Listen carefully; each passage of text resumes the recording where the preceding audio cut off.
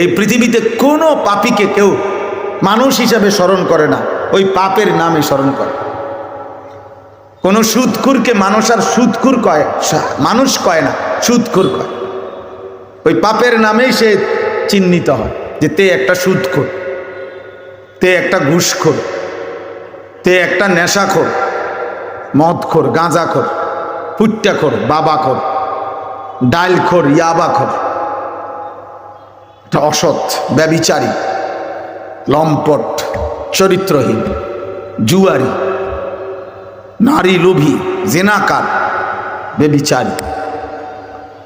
100 বছর পরে না বেটা, 500 বছর পরে হোক, তোমার নাতি হইল এই কথা শুনতে হবে যে লম্বা লম্বা কথা কইতে তোর দাদা অসৎ ছিল, তোর দাদা সুদখোর ছিল।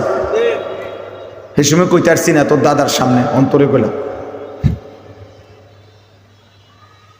অতএব চরিত্রহীন কোনোদিন পৃথিবীতে ইজ্জত পায় না, হারামখোর কোনোদিন পৃথিবীতে সম্মান পায়।